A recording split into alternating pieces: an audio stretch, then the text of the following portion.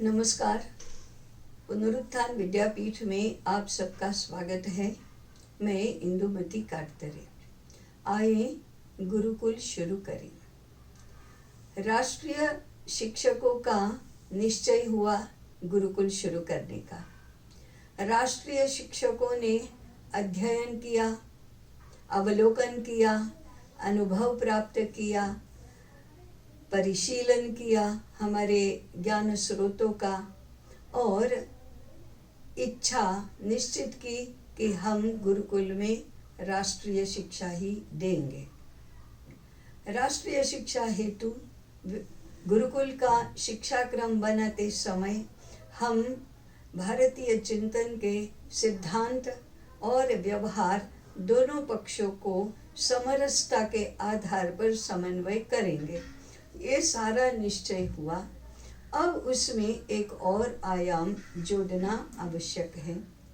हमारे सामने छात्र रहेंगे। इन छात्रों का समग्र विकास हो और उस समग्र विकास से राष्ट्र निर्माण हो, ये हमारा सूत्रात्मक संदर्भ रहेगा।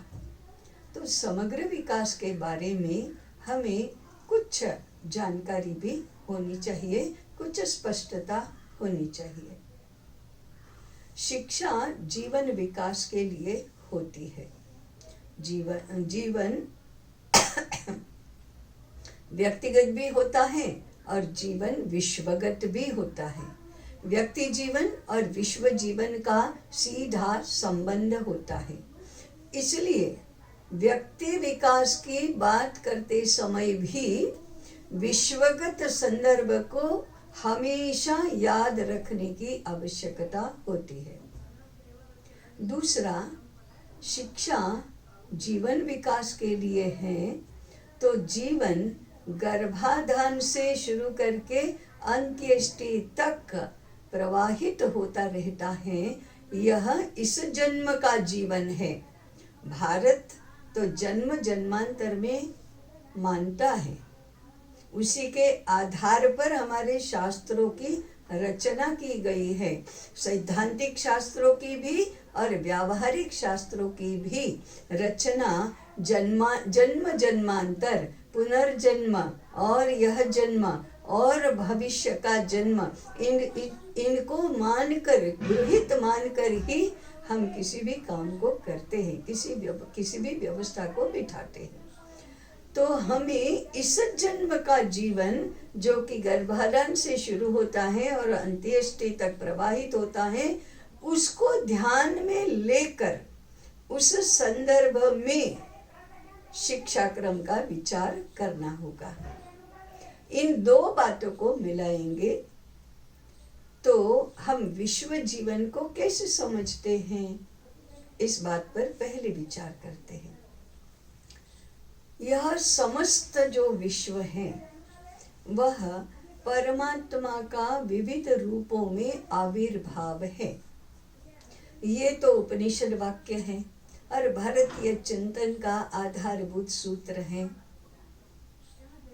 एक बालक को पढ़ाने में इसका क्या उपयोग है, ऐसा प्रश्न किसी को भी आ सकता है। परंतु ऐसे हैं कि एक व्यक्ति परमात्मा के विश्वरूप होने में जो असंख्य आविर्भाव हुए हैं, उनका एक अंश है और सबके साथ जुड़ा हुआ है। इसलिए विश्वगत संदर्भ में हमें विचार करना होगा। इस विश्वगत आविर्भावों को हम 4 श्रेणियों में विभाजित करते हैं। तो वह है, एक विभाग है पंच महाभूतों का, जिसे हम भौतिक जगत कहते हैं। भौतिक जगत, यह शब्द ही पंच महाभूतों के आधार पर बना है।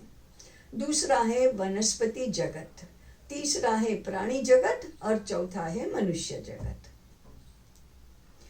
ये चारों को हम 2 में विभाजित कर सकते हैं। एक और है मनुष्य जगत और दूसरी तरफ है प्राणी, वनस्पति और पंचमहाभूत। इन तीनों को मिलकर हम कहेंगे सृष्टि या प्रकृति। तो ये दो भाग हुए, सृष्टि और मनुष्य समाज। उस मनुष्य समाज को हम कहते हैं समष्टि।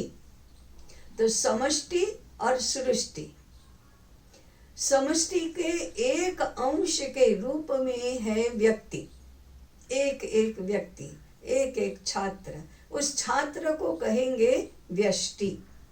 इस प्रकार व्यष्टि समष्टि का अंग है और समष्टि सृष्टि का अंग है, और तीनों का एक दूसरे के साथ संबंध है, आंतरिक संबंध है, अनिवार्य संबंध है। हम माने या न माने यह संबंध है। इन तीनों का, व्यष्टि, समष्टि और सृष्टि का परमात्मा से संबंध है, उसको कहेंगे परमेष्ठि। तो हमारे पास चार संकल्पनाएं हुई, व्यष्टि, समष्टि, सृष्टि और परमेष्ठि। इन चारों को संबंधित मानकर, इनके संदर्भ लेकर हमें गुरुकुल में छात्रों का शिक्षाक्रम तय करना होगा।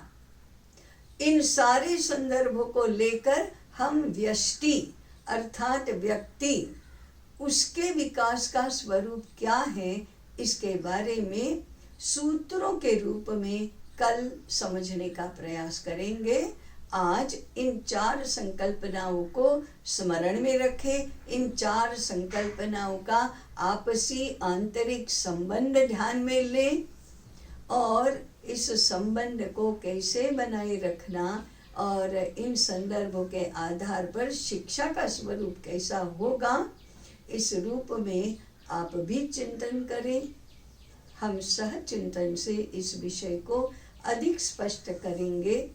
आए, जुड़े, समझे, सुझाव दे, प्रश्न पूछे और सह चिंतन को प्रसुत करें। इस निवेदन के साथ आज विराम लेते हैं। नमस्कार।